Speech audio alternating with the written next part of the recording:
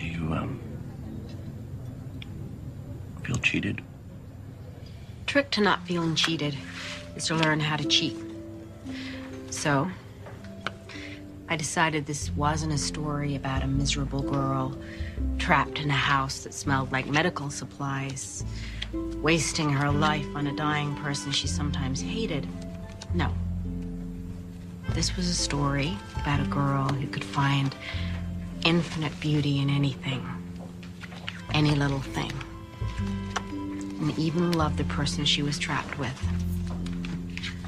And I told myself this story till it became true. Now, did doing this help me escape a wasted life? Or did it blind me so I wouldn't want to escape it? I don't know. But either way, I was the one telling my own story, so... No, I don't feel cheated at all.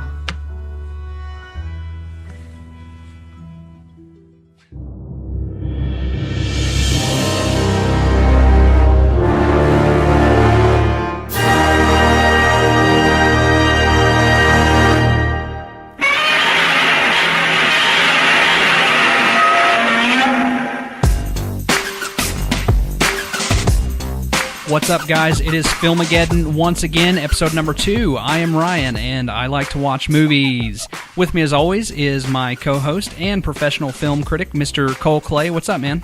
Oh, a lot of things are up. You can read Cole's reviews at freshfiction.tv. What's the movie you've been reviewing this last week, Cole? This past week, I reviewed an Al Pacino movie. He is kind of making a bit of a comeback, and the movie is called The Humbling.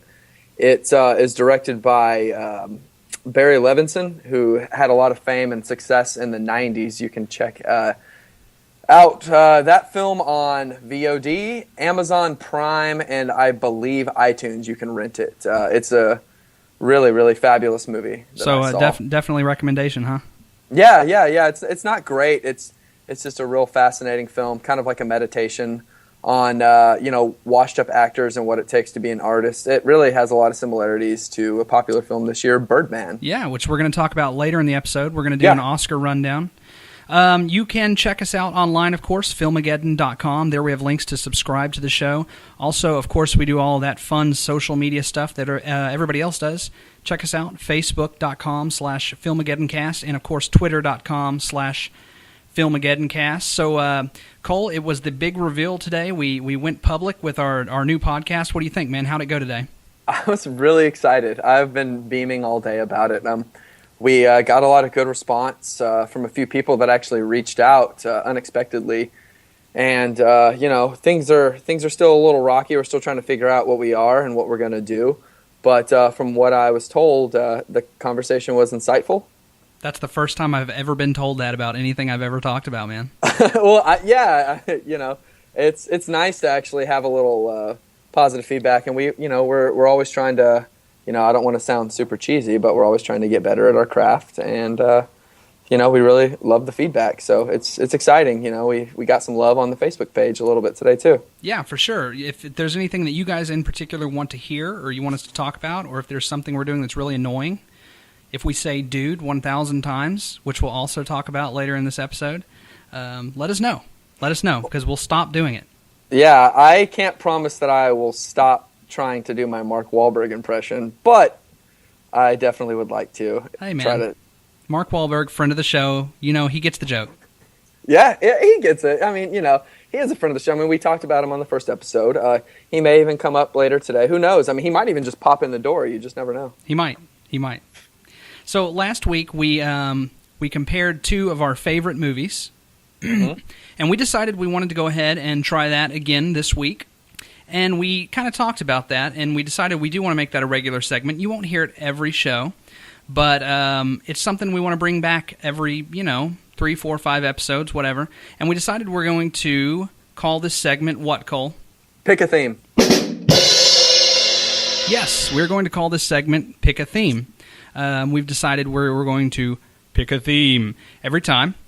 This week, the theme is brothers. So we both have movies that we recommend, and we want to talk about brothers.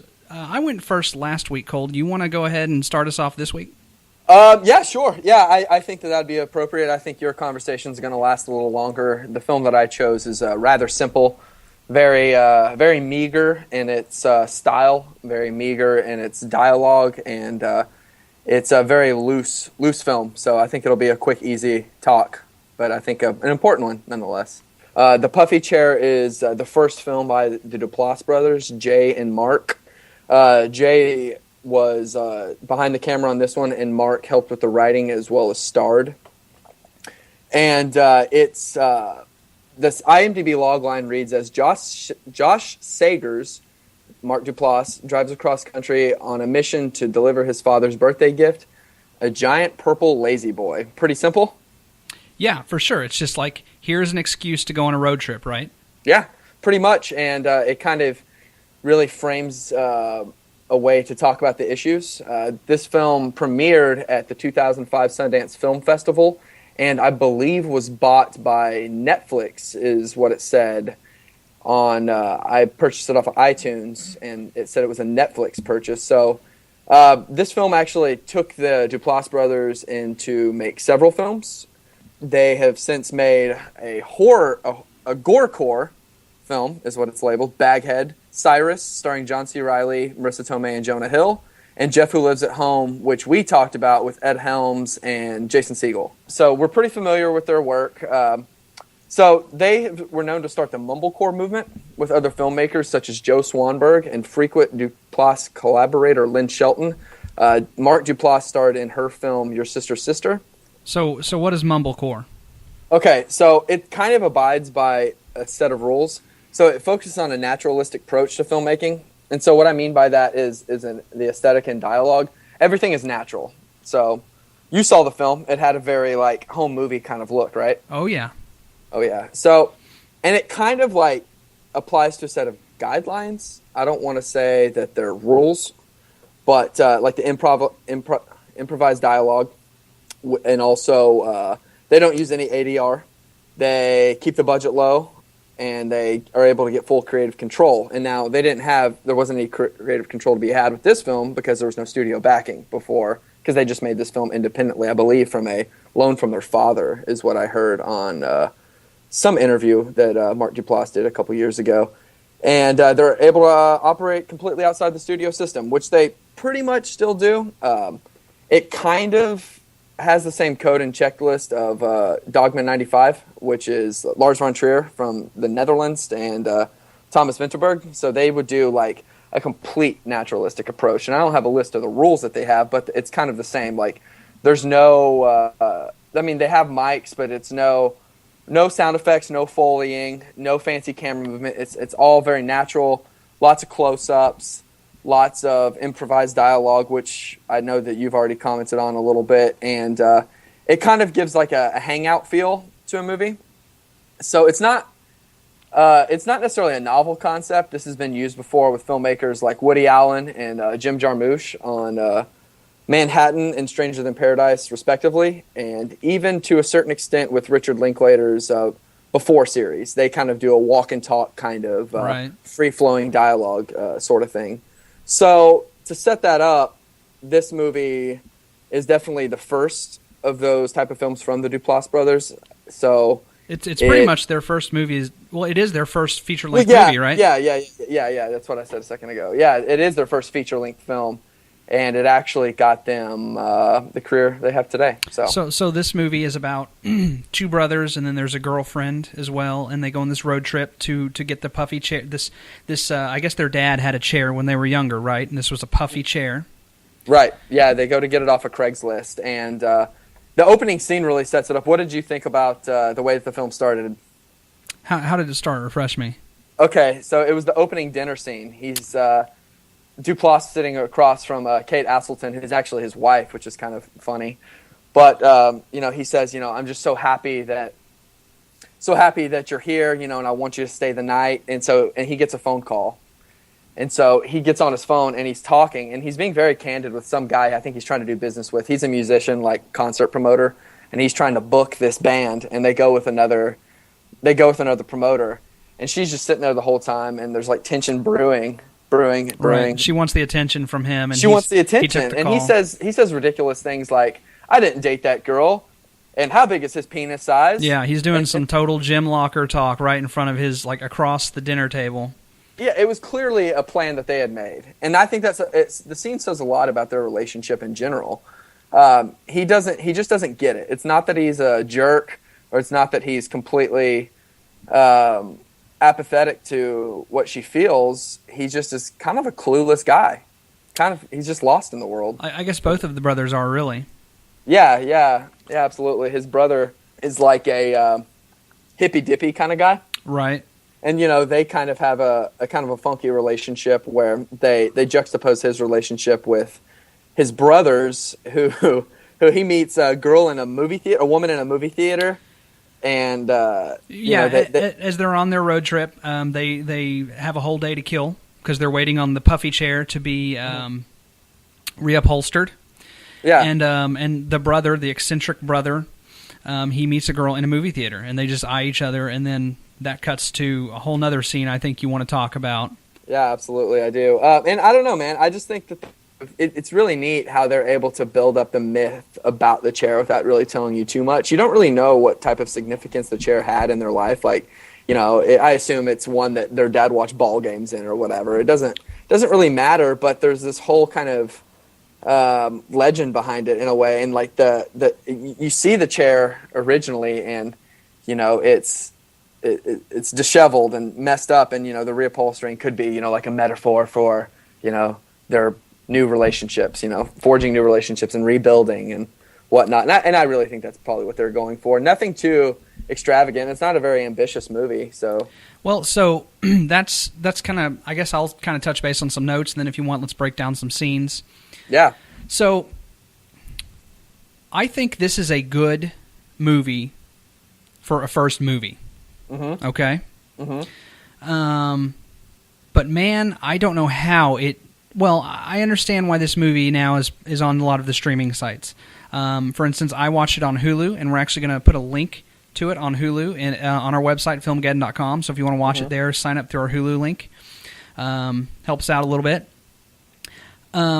Because the Duplass brothers, they're famous now. I enjoyed Cyrus, and I also enjoyed Jeff Who Lives at Home.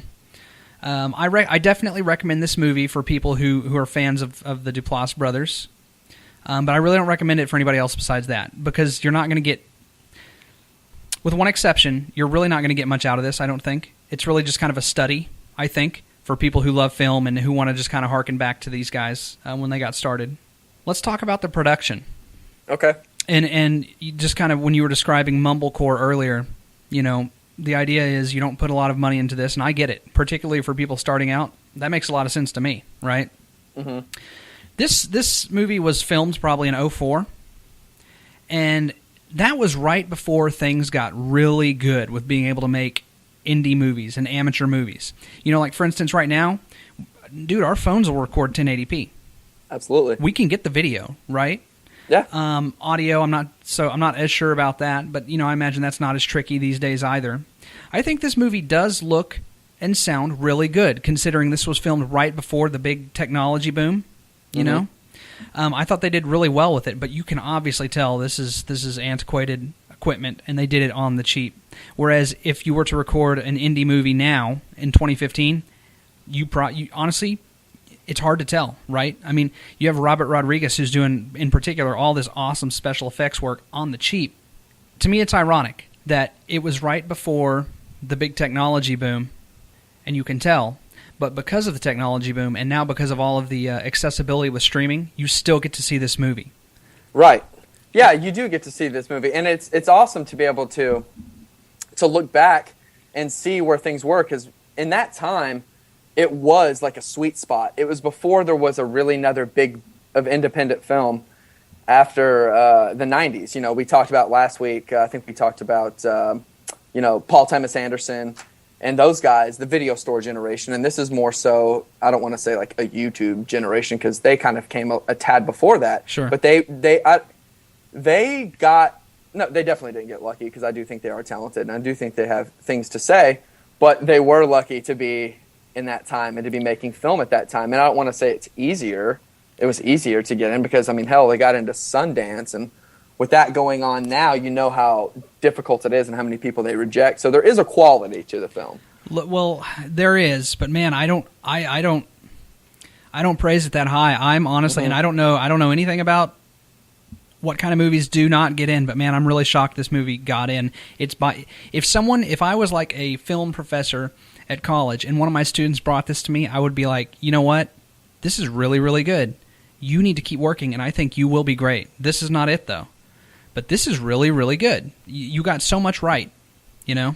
To me, it's just the characters, while they were eccentric, they weren't clearly defined in their eccentricities. You just kind of had to believe that, you know, they were eccentric. But there wasn't a lot of detail into how that was. There are some really good scenes, though. I did laugh a few times. I just never really felt attached to any of the characters, I don't think. Yeah. No, I didn't really either. And I really wanted to gravitate toward Mark Duplass's character, Josh, who is the main character. And I wanted to like him, but he would do very absurd things. For example, trying to skimp out on spending an extra $10. Very strange. Yeah. Didn't really show a reason for that. I mean, I get it. It was an intriguing scene. I enjoyed it, but didn't really make sense plot-wise other than to have a funny little set piece. And I did enjoy that. I did enjoy that little comedic piece. There, you know, they're trying to sneak 3 people into a one-man motel room to save $10, and that was somewhat enjoyable. I did enjoy that. Yeah, there are little interludes like that really work well. Also, the car honking scene. They're trying to get into the mechanic's shop or the upholstery shop, and he just kind of loses all touch with his frustration with his girlfriend, his frustration with his brother's decisions, and he just really just wants the damn chair. And you get that, but it doesn't really form a fully realized thought in any way. Other than those interludes, the movie just kind of falls flat. This was the first time I'd seen the movie as well. Sure. So this was just kind of a blind buy, I suppose. Well, so let's talk Dazed and Confused real quick. Okay. Richard Linklater. Linklater, how do you say it?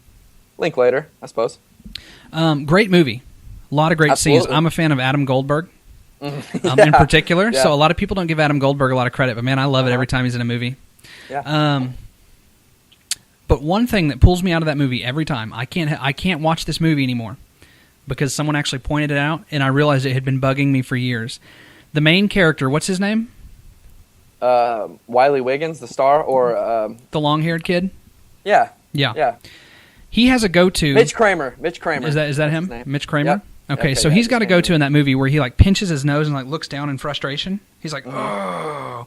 And dude, he does it like 6 or 7 times in that movie. And it basically what that is I'm not a good actor, and this is my go-to little expression, and it just reeks of amateur hour to me in what is otherwise a great movie with a lot of great actors. And this movie did that to me with the word dude and man. Okay. They say the word dude. The Puffy Chair, they call each other dude. I'm not exaggerating. It has to be well over 100 times. They say the word man to each other. Hey, dude. Hey, man. I mean, in the same sentence, they'll say dude twice. One of the big scenes, the main character is talking to his girlfriend, and they're having a big conversation. This is like, do we see ourselves getting married? And he literally says, dude, you want me to be the dude? I'm not the dude that you want me to be, dude. He calls his girlfriend dude, number one, which no one does. Right. And then he uses dude 5 words after that. And I couldn't help it, man. I just bust out laughing out loud. I was like, if I hear dude one more time, and once I realized it totally pulled me out of this movie, and I could not really fully enjoy it after that. You don't call your girlfriend dude ever. It's just every other word was dude. And I guess this goes back to the whole mumblecore idea, right? We're improvising a lot of these, and they were just kind of hanging out. Yeah, I mean, the whole subgenre is kind of implodes on itself. I mean, it's a walking, talking, fault. Like, there's a lot of fault to everything in the movie, and that's kind of what the whole movie is going for. I think it is going for this clumsy look.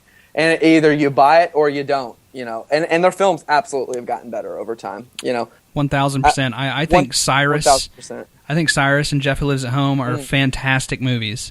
Oh yeah, I actually watched their second film, Baghead, after I saw this one. Mm-hmm. I saw it in a DVD shop, and I just picked it up for like $5 or something like that. And earlier I referenced gorecore before I introed mumblecore, and that was what this was called. I think that's kind of redactive and ridiculous to keep naming these movies, mumblecore. Like, who's to say, that they probably didn't intend for that. Some journalists just came up with that, and Sure. So it's called, I'm putting air quotes, gorecore. And it is like this horror comedy mashup, and that movie's not as successful as this one either. It has a very shaggy feel to it, but that's just what they were going for, and that was really conducive to the time period they were working with, and the equipment and the budgets that they were working with. So yep. I guess I don't want to say give them a pass for it, because you certainly can't, because it is distracting. I think I've grown a little more accustomed to actually enjoying a more loose-fitting film, a looser feel of a film, and the camera not really working and not being as pristine as like a Michael Bay movie. They're complete. It's apples and oranges. You can't even compare the two. It doesn't even make sense to. But I think if I would have saw this movie 10 years ago, even 5 years ago, I wouldn't have taken to it as much. So it really kind of just depends on where you are in life, because the characters are in their late 20s, and that's somewhat around the demographic that what we are accustomed to and what we know, and how we relate and whatnot. So in that sense, it does pose a lot of relatable problems, but you don't really ever get a sense for what they're going for specifically, other than a small little character piece, which I typically like, that doesn't have fully fledged characters, and that overall hurts the movie. Sure. And I've got no problem with everything you just described as well, as long as the movie has something to say. And I just don't feel like this movie had too much to say. No, it doesn't. So one thing I did like about this movie, the actors cried real tears. Yeah. So that sounds silly, but that's one of my pet peeves. You can have, and everybody watch this next summer. We'll start talking about summer movies here the next few episodes. You can have a movie that costs $200 million, watch the crying scene, no tears. You would be surprised at how often that happens, and it gets me. But these people had real tears, probably because that's the one thing production-wise they could afford. Yeah. Maybe they heard how many times they said dude, and they just cried. When I was about halfway through this movie, I told myself, I'm going to say on the podcast that I will not recommend this movie to anybody who's not a movie fan or does not want to just kind of look back at the Duplass brothers. And then the very end happened, and I'm going to change that. There's a scene towards the end, and he's talking to his dad, and he asks his dad, she, referring to the girlfriend, wants commitment from me, and my mind is going 1,000 different directions. In many ways I'm ready, and in many ways I'm not. What do I do? This is a standard question, right? Everybody wonders this. And you think that, like, a father figure would have an answer for that, and just a definite answer.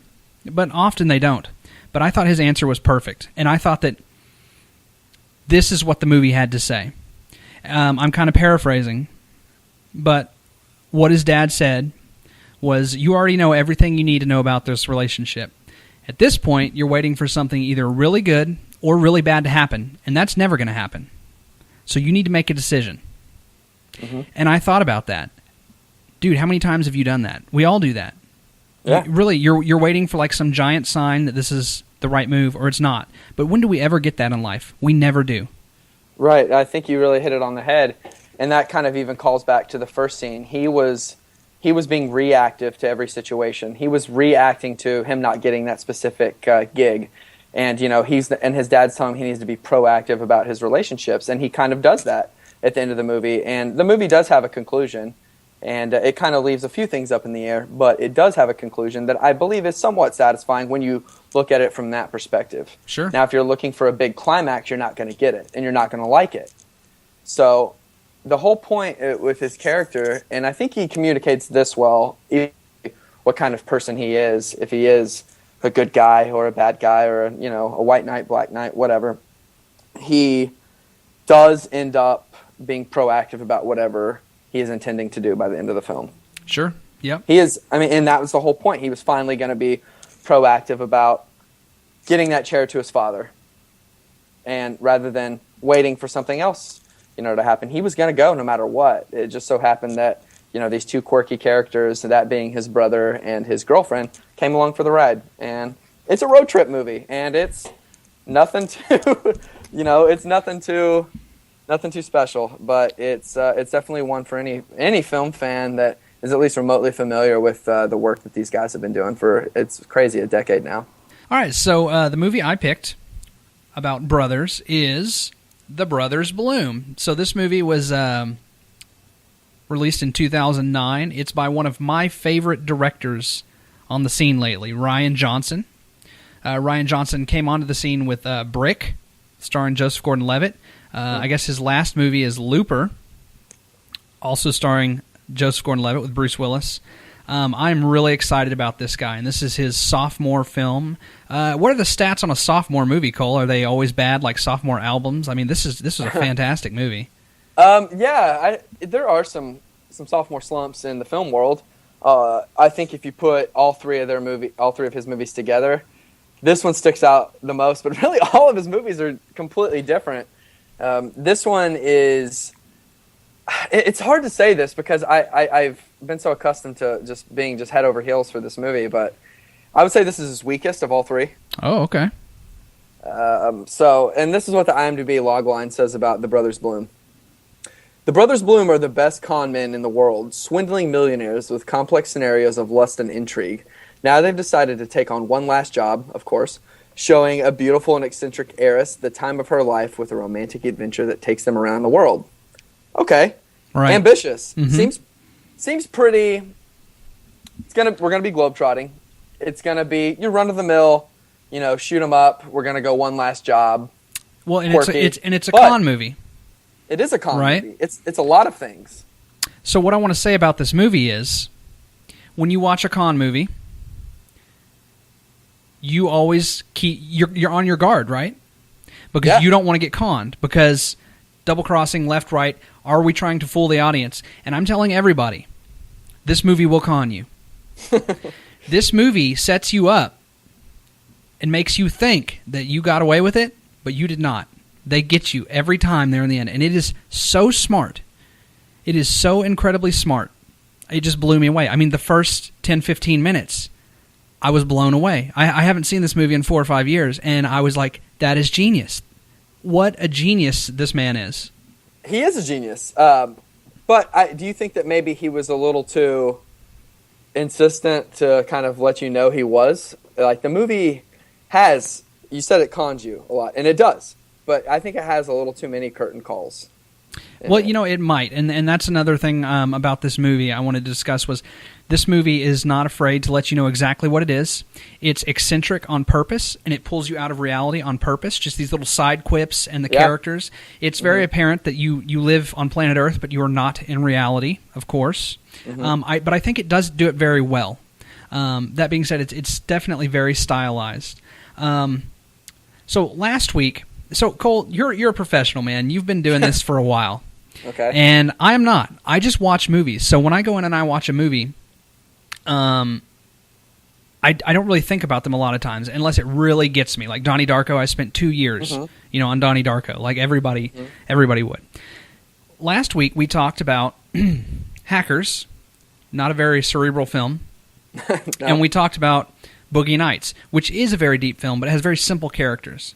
Yeah. And the second I started The Brothers Bloom, and I went into this with review and osmosis mode, I instantly realized that it is so much harder to review a movie when you have a smart director writing smart characters with a smart script. Yeah, he seems to be one of those directors that will every little scene means something. Everything, it does. There's a sign for everything.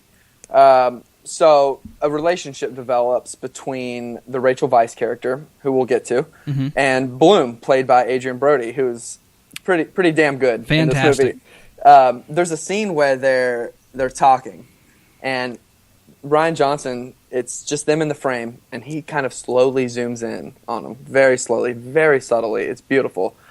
And they get closer and closer, and you can feel their connection building.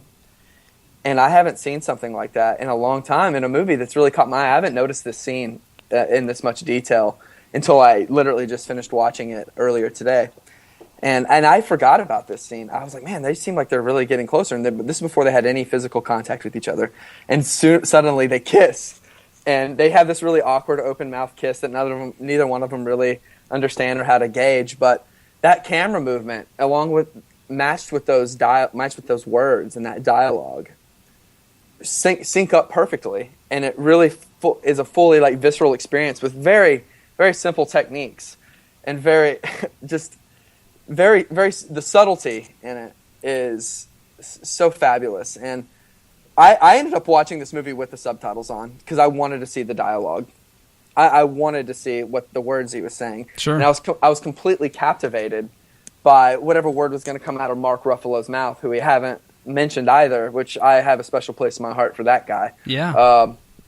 He says this line towards the end of the film. This isn't a spoiler. This movie has plenty of spoilers, and I assume we're going to have a section towards that, especially for this film.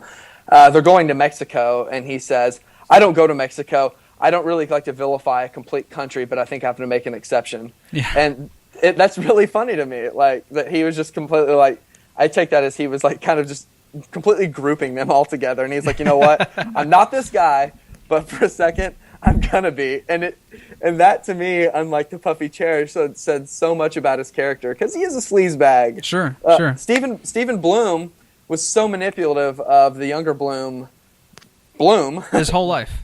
And it's sad. It's so sad. And Brody plays him with just this puppy dog like charm, man. He lays it on thick and he lays it on good. And this one is this guy.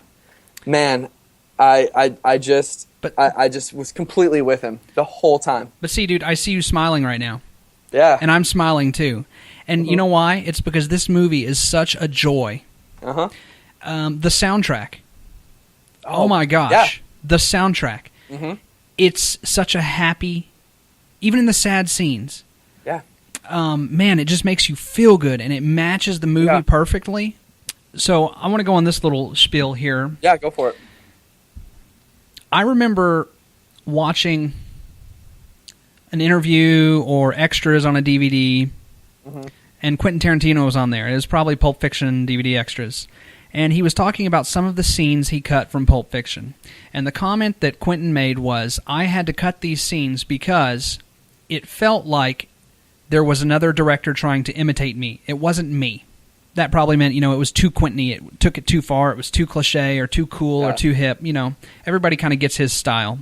And I'm like, that's great because he was smart enough to be able to know when to scale it back, Mm-hmm. I think that Wes Anderson is very slowly becoming a characterization of Wes Anderson. Okay? Oh, okay. I would like to table this conversation because I'd really like to dive into it. Yeah. I don't want to get too sidetracked, but I definitely... Sure. We can have the Cole Clay retort after you start your own podcast afterwards. I don't know. I would like to do some bonus. Don't get me wrong. I love Wes Anderson. He has always been my favorites. But his movies are getting more and more Wes Anderson-y. Okay. And I don't think I enjoy that as much as his movies that used to somewhat live in reality, but still had his little flair to it. Mm-hmm. Okay. So, are you attributing this movie to being like somewhat mannered like a Wes Anderson film? Oh yeah. Okay. To me, this had all the eccentricities and it was stylish, but it didn't overdo it. And I think that he was smart enough. Rian Johnson was smart enough to just kind of realize that and not do it overboard. Now, he hasn't made 15, 20 years of the same type of movies. Rian Johnson seems to hop around. He's doing the Star Wars movie, for Christ's sake, which I'm so excited about. Yeah, to go from Brick to Star Wars. Mm-hmm. I mean, I'll never forget the day that we first watched Brick. Yeah. Did it not mess you up? Man, that was so cool. I think that Rian Johnson is doing the same type of work that Stanley Kubrick has done. Stanley Kubrick never sat still, and he always did different types of movies. And I know a lot of people love Kubrick, and I'm sure in film school you studied him a lot. I would be shocked if you did not. I actually have not studied much Kubrick. Okay. Well, I don't enjoy Kubrick very much. I really don't. I don't get it as much as other people do, but I've never really thought about it. But let me say, I think that Rian Johnson is going to have a similar career, but I think he's going to far surpass Stanley Kubrick's talents. That's bold. It is bold. I like it. I can see it. This Star Wars thing for him doesn't seem like it's going to be the end game. He will get this money from this movie, and he will come back, and he will be able to make whatever he freaking wants. But I think he already can. I mean, was Looper not the craziest, most awesome movie? I mean, dude, the story behind Looper, Jesus Christ, and the visuals, oh my God. Yeah. It killed me. It killed me. And The Brothers Bloom is, even if it's, like you said, you think it's your least favorite, that's fine. Because, my God, the man has just done magic time and time again. He has. He has. And when I say it's his least favorite, don't get me wrong, I don't want to think that I dislike this movie in any way, but I think there are some flaws to it. And what those flaws would be, like I said at the very beginning, it has too many endings.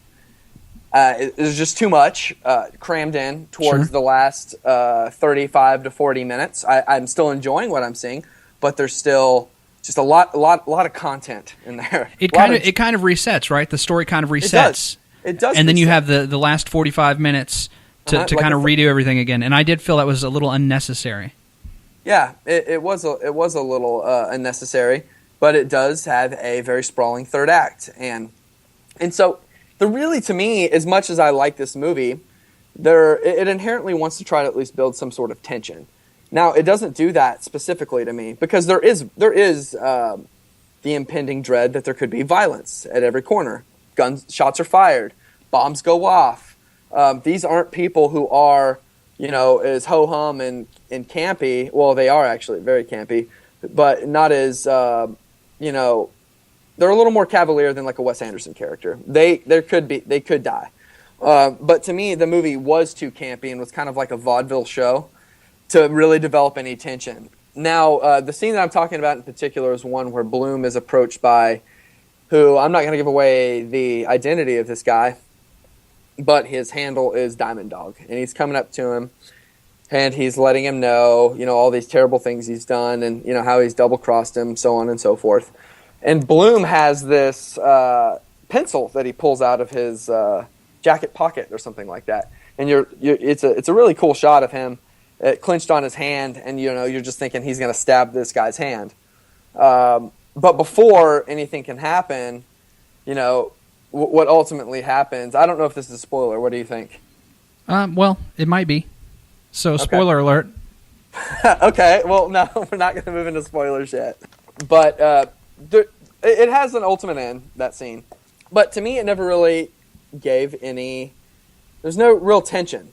Nothing, really, there doing it for me, other than the frame was really... It was shot really well. The guy who's playing Diamond Dog is really hamming it up as, this evil, villainous guy. I think he has an eye patch, some type of funky mustache, long dark hair, a trench coat, all that stuff. And, that's great to watch, but I never really felt any inherent dread for anything. Yeah, well, I see exactly what you're saying, and, I think that was done intentionally. At least it feels that way to me. One of the notes I took about this movie was, because this is a con movie, you have to pay close attention, but it was never a chore to pay attention to this movie because it was so delightful, and I was having so much fun that I didn't have to, it wasn't a chore to pay attention. And I think that kind of goes back to the, in other words, what might be high tension scenes, in other movies, because it was still such a delightful and fun movie. You're right, you don't feel that tension, but it's okay. You get that it's supposed to kind of be there, but you're not feeling it yourself. Yeah, like it's not really going for a tension aspect, rather it is going for like a fun. I don't even know if this movie is even trying to be fun, but it's just trying to, it's trying to be very crafty, very sly. It's a very Foxy type movie. Yeah. So let's do this. Let's go spoiler alert on this movie. And there is, if you haven't watched this, please pause the podcast and go watch it because, man, what a fantastic movie, number one. And number two, we really don't want to ruin it for you. But take it away, Cole. Okay, so you want me to go, oh gosh, this is going to be such a task. So there's the overall con of the film. And so there's a whole dynamic going. And this is where the main spoiler of the film lies. The main spoiler comes between the relationship between Steven and Bloom. His name is Bloom. Bloom. So it's like Mario. Yeah, great. Yeah, that was awesome. So this is Bloom's last con. He wants out. Steven really kind of needs him. Steven knows how to manipulate Bloom. There's always that something may be up. You never really know if you need to trust Steven or not. But he always kind of pulls through for Bloom. They have money. They're very debonair. They wear amazing bowler derby hats. Well, I think he knows he can trust him as far as right. He's never going to mess him over. But he says to him in that one scene, he said, I think I love her, in reference to Rachel Weisz. She feels like one of your characters. He says that to Steven. I know, but the whole last con was a con on Bloom. Right. Obviously. So, yeah. That's what he was so worried about. She was unknowingly a character. She didn't even know it. Yeah. You know? Yeah. And really, and what this movie lends itself to is, Mark Ruffalo is the co-lead with Adrian Brody. And Mark Ruffalo's character, he really prides himself on his real thematic arcs. Bloom even says that at one point in the film. You just pride yourself on all these thematic arcs, and this movie really does. Mm-hmm. This movie does as well. The characters really lend itself to the movie, and vice versa. It has a really underlining relationship with each other. It just seems so natural in a weird way. But anyway, so I digress a little bit. But so the ending of the movie, you don't know if they are going to double cross each other or whatnot. And he does, right? Mm-hmm. Steven is double crossing him with Diamond Dog. He goes to a theater because he says we need $1.7 million as the ransom, and that was the amount of money he was wanting to get from Rachel Weisz's character, who is a millionaire who collects hobbies, and which is an incredible character trait on the part of Rian Johnson. Amazing. I've never. But he let him know that he was conning him, right? That was his little visual cue. Right. We will be conning you. Was he just saying go with it? You think when he says $1.75 million? Yeah, I think it's kind of his heads up. Like, this is going to happen. I'm not trying to hurt you, but let this happen. Yeah, and I am releasing you, by the way. But let this happen. You need to get out of the way, Bloom. But right. Bloom loves him. He loves Steven. Steven loves Bloom. Right. And so he goes to the theater, and what happens? There's a gunfight. There is, and this man, I remember the first time I watched this movie, and so I missed it this time. My girlfriend was watching it for the first time, so I was, of course, kind of keeping an eye on her. I just wanted to see if she caught some of the same stuff I did. Mm-hmm. It's at the very beginning of the movie when he talks about it's real blood if it turns dark red. So that's at the very beginning of this movie. And this is why you have to pay attention to these types of movies, because that's the big reveal at the end, and it's so sad and beautiful. Yeah. In the movie theater, Steven gets shot. He gets double-crossed by Diamond Dog, which is a rad name, by the way. And but the guy escapes, and then Bloom goes up to him, and he's like, "Please tell me this is a con. Please tell me you're not dead." Steven gets up. He's dancing around, doing card tricks. He's happy. He's like, "Yeah, man, it was a con. Last one. You're released. Go be happy with your girlfriend." And they get down the road, and he looks down at his shirt, and it's dark red. And you know that his big brother was protecting him right there. It was brown. I'm sorry, dark brown. It turns brown after 30 minutes, I think. It's like, okay. His big brother was protecting him. His big brother had got shot. He was fatally wounded. He knew it. But he had to release his brother. His plan was to release his brother, I think, the whole way along. I don't think he counted on this. Yeah. But, man, this was the big let go. And it's such a sad and beautiful scene, when they're in the car and he realizes it. And then Rachel Weisz looks at him and says, "We're going to go live our life. And we're going to have a beautiful, long, unwritten life," was the theme. And, man. In the last line of the movie, and I think this is it really brings it all together in a sense. But I'm a little not as warm on the movie, so I kind of wanted to send it to you, to throw it to you to say the ending, because hearing you talk about it makes me like it a little more. But the last line of the movie is, the perfect con is the one where everyone involved gets just the thing they wanted. Yep, and they repeat that line literally multiple times throughout the movie. Mm-hmm. But I mean, is there something I'm not looking into deep enough with that? Because well, so Stephen died. Is that what Stephen wanted? Was Stephen did he really want to die? I mean, what else did he? How interested was he in the money to you, in your opinion? Well, at that point, not interested. I think what Stephen wanted was he wanted to be able to give his brother a good life and release his brother, and I think that is what he wanted, and that is what he got. He didn't want to die, obviously. Didn't count on that. But that shows you how happy he was for what his brother was able to finally get. He didn't want to spoil it.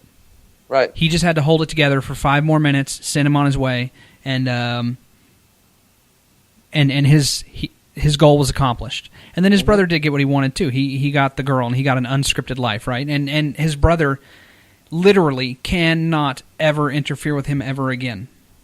Did it take the extreme of him dying for his brother to really never mess with him again? I think it might have. Yeah, absolutely. I think it might have as well. And it makes the ending just more poetic, and that's good. And yeah. If nothing else, just a beautiful death scene, right? Well, I mean, it is poetic. I mean, they ride off into the sunset just like with nothing attaching. They're not tethered to anything anymore, and it's beautiful. It's great, and that's one of the main aspects I liked. Which says a lot considering the central focus is on 2 incredible actors. Man, yeah, and Rachel Weisz is right there with them in lockstep every time. She's a hell of a character. Like, she really is, and it's hard to con her in this movie. It is. She's onto them. She knows. Yeah, and she gives them little breadcrumbs. Yeah. Little breadcrumbs. Yeah. All the time. But her character is just bored, and her character kind of doesn't care. She's like, she's got money. Yeah, I'm bored. Care. Yeah. Yeah, I mean, in a lot of ways, she's toying with them. Like, yeah, exactly. Yeah. But they do develop a really genuine relationship, and it just kind of is very sweet. Yep. And it's. So, Brothers Bloom, it's on Hulu, I know. Also, we'll put a link to Amazon. You can buy it there. I gotta highly recommend everything Rian Johnson does to our listeners. If you have not seen Brick or The Brothers Bloom or Looper, please see all 3. What are your thoughts? Yeah, man. I can recommend everything that he's done so far. I don't think he has any short films or anything like that, but it just makes me kind of sad that we're not going to get to see anything original from him until at least I think that Star Wars film comes out in maybe 2017, 2018. So it's going to be a while before we get anything else from him. Yeah, it's going to take up a lot of his time. That does make me sad. Make me too, but you know what? He's left us with these. All right, well, hey, that was... What's the name of that skit again? We pick 'em. Pick a theme. Pick a theme. All right, we pick 'em. Are you going to leave this in? I don't know. Okay.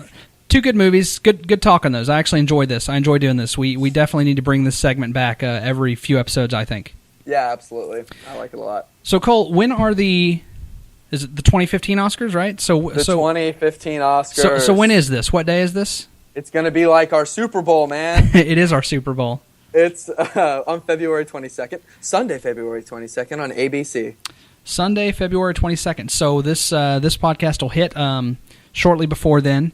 We are going to do a post-Oscars show. So we're going to watch the Oscars. Me and Cole are going to stay up late. We're going to talk. It won't be as long, but we're going to just kind of talk about the picks and what happened, and we'll give our feedback there. So please keep an eye out the day after the Oscars for what we thought. Check out our podcast. That being said, we did want to talk about the Oscars coming up. I'll let you kind of take the lead here, Cole. Do you want to just run down the list and let's go through this? Okay, so for Best Picture, you have American Sniper, Birdman, or The Unexpected Virtue of Ignorance, Boyhood, The Grand Budapest Hotel, my personal favorite film of 2014, The Imitation Game, Selma, Theory of Everything, and Whiplash. Okay, so I think the one that jumps out here is Selma. This has gotten so much criticism in the film world lately for being snubbed. And, everybody talks about the whiteness of the Oscars. Last year, 12 Years a Slave won, so I guess, people are thinking, well, they don't feel obligated to, vote in a more diverse film.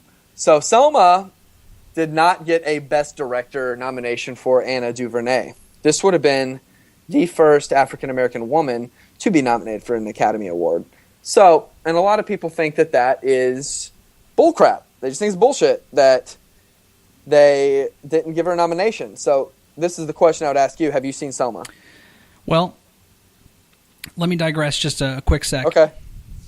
There are many movies every year that follow the formula: historical event, actor trying to get Best Actor nod for playing this historical character. Boring. Yeah. No, I have not seen Selma specifically because it falls for that. So the other movies this year that fall into that, Theory of Everything, right? What else do we got? American Sniper's a little different. American Sniper, Theory of Everything, The Imitation Game, and that looks like it's it for and Foxcatcher.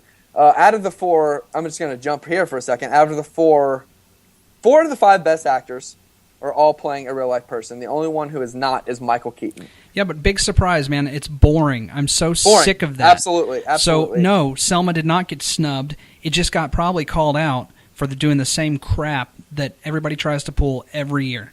Okay, so I hope that's the case. I don't think there's any type of racism or anything like that involved. It's just the Academy just is a very, white, male, over 60, demographic. Yeah, but if the story was there, right. And don't get me wrong, I'm not saying there's not a story there. There's a story there. Yeah. But it's just not. It is the Puffy Chair. I just compared the race movement to the Puffy Chair. I need to probably not do that. It's just we know what happens, and there's not any great theme. Well, there's not any great arcs, right, or any cliffhangers. It's just a story. No one's surprised. It's doing nothing special. It's doing something, and I'm not saying it's not doing it well. Have you seen it?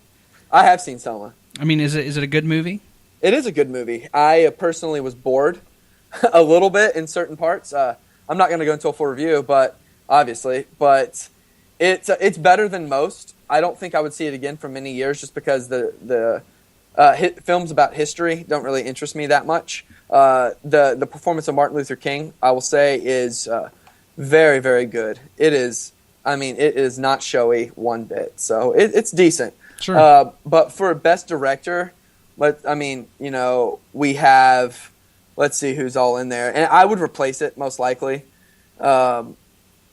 with probably Morton Tildum, who directed Imitation Game. He's one of the nominations among others, including Wes Anderson for The Grand Budapest Hotel, Bennett Miller for Foxcatcher, Richard Linklater's Boyhood, and Birdman by Alejandro Iñárritu. So I probably would take that out of there. This is a film people were expecting to get this nomination, but I don't. The Imitation Game is very glossy. It's very Hollywood. There's nothing special about it, stylish, other than Benedict Cumberbatch's performance. So yeah, it is a big snub. It wasn't personally high on my list. I wasn't personally outraged. The biggest one for me was Ralph Fiennes for The Grand Budapest Hotel. He should have absolutely been in there for Best Actor, and probably substituted Steve Carell, who is good, but I would say is not the star. He's not a leading actor. All three actors in that film kind of support each other. So Ralph Fiennes could have taken either the place of Benedict Cumberbatch or Steve Carell. I have yet to see A Theory of Everything, and frankly, I don't really have a desire to see that movie. So, but I think it is my duty. Did you see The Grand Budapest Hotel? I did, and I greatly enjoyed it. I go back to Wes Anderson is slowly descending more, towards down his own hole. But man, it was a great movie for sure. Yeah. Lately he's been. I think he's using his past two movies have been I don't want to say period pieces, but set in a different time, and I think he uses that to further pull us out of our reality and into his own little set piece. Man. So I want to go back a little bit, and I was thinking about go ahead. The word for these movies like Selma and Imitation Game and Theory of Everything and all of these movies that are an actor going for best Best Actor and a director going for Best Director in a movie going for Best Picture because it's a historical thing about this great figure. Lazy. Oscar bait. Lazy, Oscar bait. lazy. Boring and lazy. Absolutely. I don't want to see it. I want to see an original screenplay. I want to see an actor going out of their comfort zone. You know? Really, come on, man. I mean, Nolan Ryan could throw fastballs all day. Are you really going to be impressed if he strikes someone out? Right. It's just boring. I enjoyed Birdman, I think, more than anything. Okay. And, man, I really hope Ed Norton gets Best Supporting Actor for that because he just blew me away. Okay. That being said, I'm going to make this statement and tell me what you think about this. Just because of the ambition and the fact that it was pulled off, I think Boyhood has to take Best Picture. Linklater has to take Best Director. And I'm not saying that was the movie I enjoyed the most, but I'm just saying, man, what a great movie and what a great chance and just the experiment in itself. Right. Yeah, it's worth it. It's got to, right? Yeah, it really does. I wrote a piece before award season about how I was annoyed by this already, all this Oscar bait and how they're just pandering to the Oscar committee is what it seems like. You know, give Steve Carell a prosthetic nose and he'll get an Oscar nom. Well, you know, because he's not playing Michael Scott, you know, and I'm not saying he didn't do a good job. Have you seen Foxcatcher? No. Honestly, okay. That and Whiplash looks too disturbing. I don't want to be uncomfortable. Like, I'm not watching them because I don't want to feel uncomfortable. Whiplash will absolutely make you feel uncomfortable, and I think J.K. Simmons will probably get the Best Supporting Actor, which is my personal favorite category. I always love that category. It's so great. It's the first one announced, and it's a big award. It's great, but also Jake Gyllenhaal, I believe, was snubbed for Best Actor in Nightcrawler. Oh, dude, Nightcrawler, and I've told you this. That was one of my favorite movies of this year. Holy crap. What a crazy movie. And yes, man, Jake killed it. Man, absolutely. What an odd, creepy character that I just loved.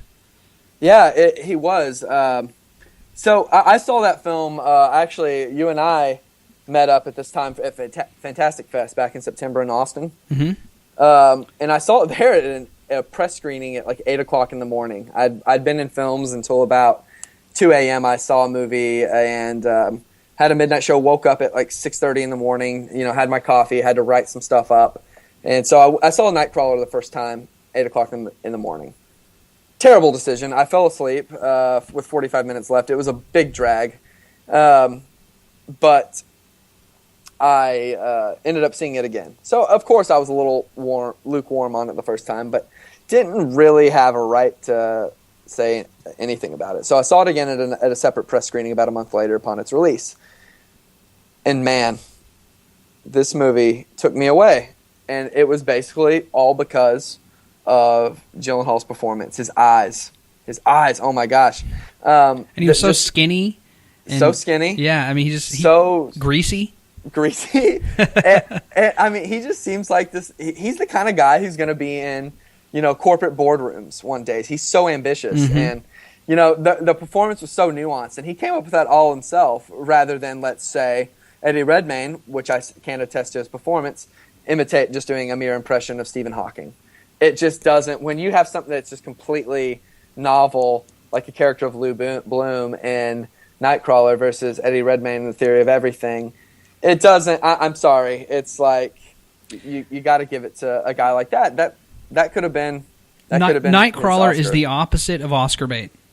Right. It's someone doing something different with an odds. Look, we've already seen. Look, man, everything's already been done. The only thing we can do at this point in 2015 is take chances, man, and do some weird stuff and let's experiment. And I think that's part of the reason I liked Edge of Tomorrow so much. Oh my gosh, yes. Right? Who saw that coming? Man, that was a really good film from last year. I did not think that was going to be good, but man, it blew me away. No one did, man, and it was fantastic because it was not a standard storyline, and it took chances. And man, Tom Cruise of all people, who does not have to take risks, Yeah, he doesn't. Yeah, and so got a couple more here. Sure. The Lego Movie, I'm not going to dwell too much on this one. It is kind of ridiculous, but it is cool to give these other films more recognition, because the Lego Movie didn't get a nomination for Best Animated Feature. And, it made a lot of money, got a lot of great reviews. I own a Blu-ray copy of it over there. It's gotten my money twice. It got a stellar review from me. But so, and they chose to go with more obscure movies this year for that. And, Big Hero 6, didn't think that was very good.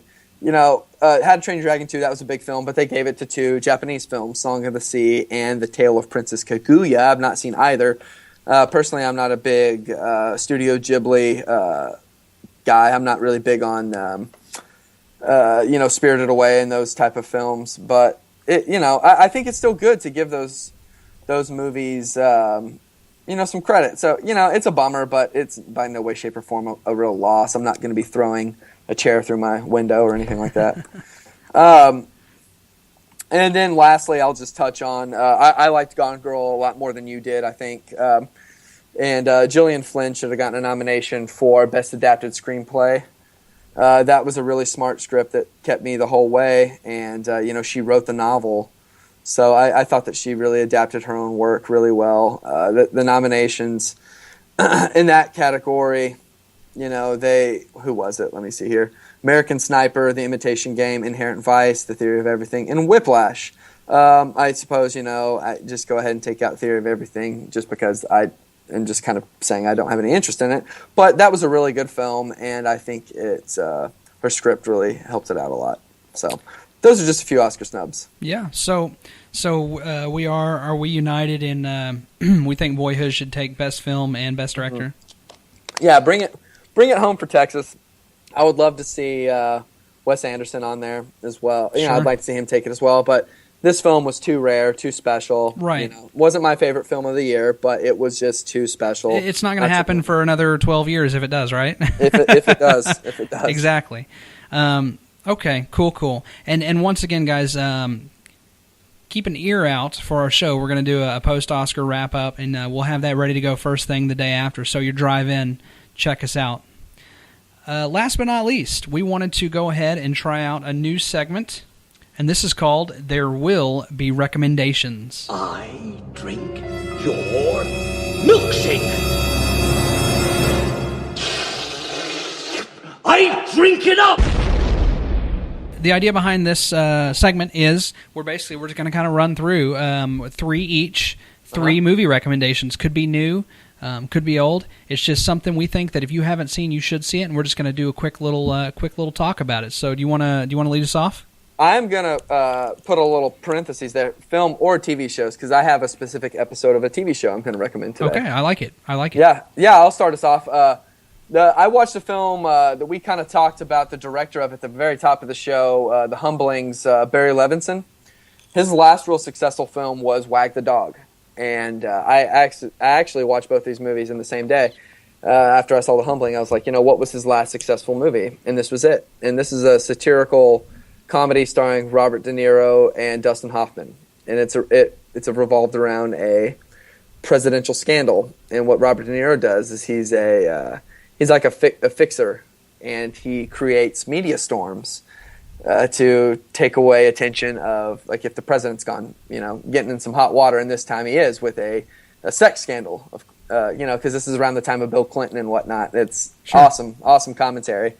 And so he hires Dustin Hoffman, who's a famous TV producer, to stage a war with Algeria. And man, it has some really, really fantastic stuff in it. Some really commentary about politics that is still relevant today. And, just along with those guys, you have Anne Heche, Dennis Leary, Willie Nelson is in it in a role where they get together and they sing like a "We Are the World" type song for this fallen soldier, which is actually really funny given that the country's so hot on Chris Kyle right now. This soldier who's played by Woody Harrelson has quote unquote died, and they rally everybody around him in America and create this really crazy marketing campaign behind it. William H. Macy, Kirsten Dunst.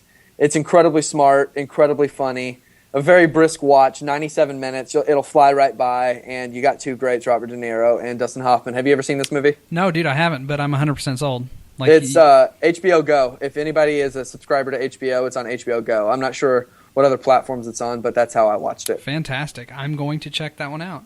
Mm-hmm. So last night, we were going to watch a movie. It's Sunday night, and we typically will fire up a movie while we eat dinner. I was actually going to go ahead. I knew we'd be talking about some of the Oscar picks, and I've seen a lot of them, but I have not seen The Theory of Everything, and I contemplated that. But I opted out of that for a documentary called The Internet's Own Boy. Have you seen this one? No, but it's really funny you mention it. Not 2 hours before we were recording, I was scrolling through a critic that I like named Michael Phillips, his reviews, seeing what he reviewed in 2014, and that was one of them, and had like a 98% on Rotten Tomatoes, I believe. Yep. So The Internet's Own Boy is the story of Aaron Swartz. Aaron is he was 26. Spoiler alert: he kills himself. This is a true story, and Aaron was gifted from literally he was reading at 3 or 4 years old, and this chronicles his life. And he was very big on technology. He helped write the specifications for RSS. RSS is extremely important on the internet. I'll give you guys a little hint. It's exactly what you use to download our podcast. He was like 15 when he did this, and he's working with 45-year-old men. This guy was just gifted, just a smart man, and he believed 100% in freedom of laws and free open internet. What happened was there's a service called JSTOR. And if you're in college, you might be familiar with JSTOR. Basically, you can pay JSTOR to download articles. So if we wanted to go and download an academic article from JSTOR today, we could go do that. It might cost us $20 on our credit card. Well, Aaron was downloading. He went to MIT where they have free access, and he was downloading. He wrote a script to just constantly download the JSTOR articles constantly. Because of that, which is actually kind of a minor offense, the government prosecuted him and harassed him and his friends so hard that this genius just got so depressed he killed himself. It's extremely sad, and it just really talks about. Obviously, it's very biased towards him, but it's a really sad documentary. But I think it's an important one that everybody needs to see, and it's very very educational on maybe how the government might pursue you. You know, should they find you a threat? So I think it's actually free. His friends made this, and they wanted to get the word out. So I think you could actually just go to YouTube and watch this in high definition for free. Don't quote me on that. Yeah. Okay, cool. It kind of makes me think of a documentary film that I really liked a lot from earlier this year called Citizen 4 about Edward Snowden. This is on my short list. Very fascinating movie. Definitely check that out. My second recommendation is a TV show, an episode of a TV show specifically. Ryan knows this about me. I'm a big fan of the TV show Marin on IFC. Sure, man, and my love for podcasting, and the guy's kind of a hero to me, too. Yeah, absolutely. I can definitely echo that.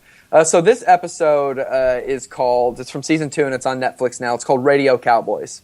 And it's basically Marin is going on these Zoo Crew drive time morning show, shows. He's on, promoting him. He's going to be at, the Laugh Factory or whatever. And when someone does this, they line them up, right? And they just go boom, they boom, line boom, them up boom. and they crank them out, like they do this where I work as well.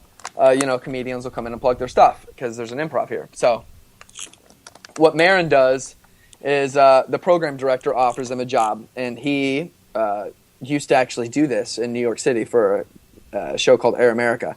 And so it's basically him kind of telling it like it is in his politics on radio.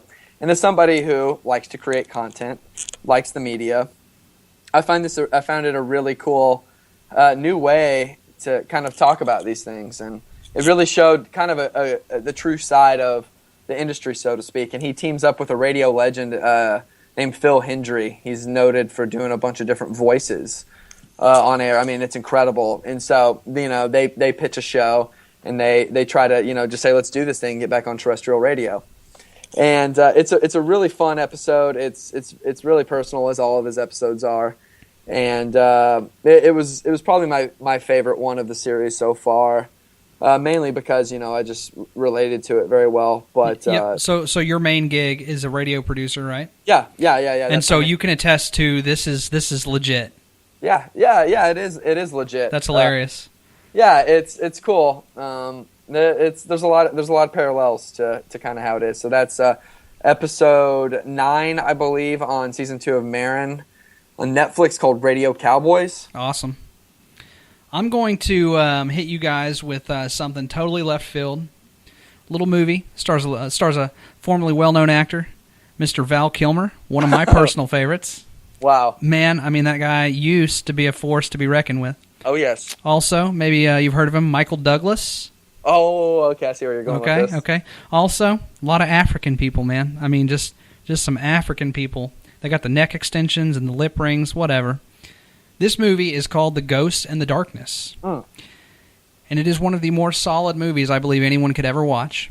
It's based on a true story about 2 lions that are featured in a museum. They're in a museum. They are mounted in a museum. I can't remember which one. But you can go see them to this day. These are 2 lions that stalked an African village for a year or 2, and they killed many, many people. They were man-eaters, which lions really, according to the movie, traditionally, that's not how they roll. And they sent in this man, this Englishman, or Scottish man, I can't remember, or Irish, he was Irish, sorry. They're all the same to me. They sent in this Irishman, played by Val Kilmer, to eliminate these lions, because this company, this outside interest, is trying to build a bridge. And so really this movie is about Val Kilmer, who has always loved and appreciated the wild, and he goes out, and his job is to kill these lions, and man, it's just, I'm not even really going to go too much into it, except for it's just an awesome wild ride. Val Kilmer does fantastic. These lions are genuinely terrifying. They bring Michael Douglas in the latter part of the movie. He's a world-renowned hunter. It's just a really good flick, man. It's been about a decade since I've seen this movie, so I can't really echo what you're saying, but I do remember I really like it, and this was in the middle of Val Kilmer's heyday. I think it came out, 1996. Yep, it's just a good movie about a man. It's got beautiful imagery, out in the wild hunting some lions. It's a great watch. It's very suspenseful. Yeah, I'll have to check it out again. It makes me think of the Island of Dr. Moreau he did. Yes, I enjoyed that too. Oh my gosh, that movie has a really storied history with its production. I saw this documentary earlier last year in 2014 called Lost Souls about the production of that movie, and I don't know how you can find it. Wow. But man, it tells the entire story about how horrible Val Kilmer is. Anyway, it's that's Lost Souls, man. It's really cool. That is not my There Will Be recommendation part 3, but I was just thinking about it. It's awesome. So hit me with your third one. Okay, A Most Violent Year. It's in theaters. Just came out. It's got Oscar Isaac, Jessica Chastain. Takes place New York City, 1981, which was, according to the first script, or the first page of the script in the movie, that it was the most vicious year in New York's history. Most murders, violent crimes. You get the gist. Sure. And so it's this immigrant played by Oscar Isaac. He's trying to build up his oil company, and so he's trying to do that while he's in the middle of a lucrative land deal that could grow his business a lot. And he tries to navigate his way through, which was the most violent year. And so it has it focused on a lot of marital troubles, and is really like a meditation on, the American dream, which is a popular topic with films. Mm-hmm. But it's Oscar Isaac's performance that brings this one home. He kind of reminds me of like a 1970s-ish Al Pacino, which says a lot, because that's when the man was, the man was on fire. That's a bold statement, man. It is. Oscar Isaac's got the goods, man. And he does it well in this one. It's a slow burn of a film. It's not going to give you what you want immediately, but it will have some very good acting, some very controlled scenes, and some very precise dialogue. And at the time of this podcast, is that hit theaters yet? Yeah. Okay. I saw it. I was scheduled to see it about 2 months ago, but I couldn't make the screening, and they never did another one because it didn't. I don't think it received an Oscar nomination. So the publicity companies really kind of pulled out from screening it more for critics. Sure. But they did send I saw a friend of mine. He had a Laserdisc copy that the studio sent him. Laserdisc in the year 2015. Of A Most Violent Year for fun. It's like a fun thing. Okay, that's hilarious. I love the person that did that. Yeah, it's the studio's A24. They make a lot of really great stuff. A lot of really great movies. That's amazing. I love that. Yeah, they do. Man, they really bring it home for me. And I hope this one does well, all things considered. I saw it on a Friday afternoon among normal crowd, and it had a decent amount of people. So it seems like people are interested, especially with Jessica Chastain involved. You know, she's kind of on a roll as well. So I guess I didn't even really give the director a plug. The director is J.C. Shandor. He also directed last year's All Is Lost along with Margin Call. So that's a Most Violent Year, and you guys should definitely check it out if you go to the theater. Yeah, I think that's going to be on my list for this weekend, actually. Yeah, it's good stuff, man. So the very first episode of Filmageddon, Mr. Professional Film Critic Cole Clay recommended Boogie Nights. I recommended Hackers. And that's what you're going to get with this podcast. So my third recommendation is Teenage Mutant Ninja Turtles 2007. TMNT. Seriously? Yeah. And Okay. Here's why. 31 right now. We grew up as children. Obviously, everybody watched Ninja Turtles, a huge cult hit. The first movie holds a special place in my heart. And then you have the second and third movies, of course. And then this last year, we had the new Teenage Mutant Ninja Turtles movie, which, man, I'm taking all of my love from the Ninja... I'm putting it all on the shelf, okay? I love the Ninja Turtles. I love everything about it. I'm putting it all on the shelf. That was a horrible movie. That was just a Michael Bay diarrhea. Man, regardless of being a Ninja Turtle movie, that was just a horrible, horrible movie. So what I wanted everybody to make sure that they were aware of is that in 2007, a fourth Ninja Turtles movie came out. It was all CG, and you know what? It was really good. We saw it together, I believe. Yeah, we did. It was really good. And a lot of you might have children. Just make sure they've seen this. There's no excuse. Man, we could go on a whole long diatribe. There's no excuse for this last movie to have been this bad. The budget was too high. You can make a great movie with the resources they had, and they had to make an active decision not to. So my third recommendation is TMNT 2007. It's technically the fourth movie in the Ninja Turtles quadrilogy that started in the 90s. And that is just totally not a professional film recommendation. Yeah, it's kind of funny. You'll hear a lot, listeners, that we'll talk about our packaging of our DVDs and Blu-rays a lot. It's something that we really pride ourselves on, and we really like to have a certain quality to our packaging. There is a 4-movie set called, and it's hard to find now, but it's a Blu-ray set with all 4 Ninja Turtles movies. Teenage Mutant Ninja Turtles, 1990. Teenage Mutant Ninja Turtles 2, Secret of the Ooze, 1991, I think, maybe 92. Yep. And then the third one, Teenage Mutant Ninja Turtles 3, Turtles in Time, maybe? Yeah, something like that. And then this one. And that has a amazing pizza box. Yeah, it's beautiful packaging. Yeah, it is. It's no longer in print, but you could probably find it used on Amazon. Probably the price is probably pretty jacked up, but it's awesome. And yeah, I don't think I have seen that movie since. I think I might have bought the DVD a few years ago. I never watched the Blu-ray, but I do. I mean, it is absolutely better than this one. And it's a bummer because they're actually about to start filming the next one to the movie that you just talked about. It was terrible. I think I walked out. People don't take me seriously when I say the new movie is really, really, really, really, really bad because they know how much I love the Ninja Turtles and they think it's me just hating because it's new and refreshed. Yeah. I honestly have no problem with new and refreshed. I just have a problem with bad movies. And there has been a Ninja Turtles cartoon on Nickelodeon that's been out for a few years now, a couple years, and it's refreshed, but it's still really, really good. So I can't hate on it. That's all I ask is just make a good movie, even if it's different. I can't hate on it for making it different. But make it quality. Yeah, are you going to see the next one when it comes out? Because it's going to have Bebop and Rocksteady. I'm going to do it just because, but I'm not happy about it. Yeah, maybe I'll finish it. I don't know. I just remember that movie just being horrible. It was really bad, man. Yeah. So I think that is about it for this episode of Filmageddon. I had a blast. Thanks again, Cole. This is going to be great, man. Yeah, absolutely. It's actually surprising. We had kind of a whole reservoir of things to talk about. There were so many things on our list here that we didn't even get to, but we're still kind of zeroing in on that. But what I would ask all of our listeners to do is connect with us on social media, Filmageddon.com.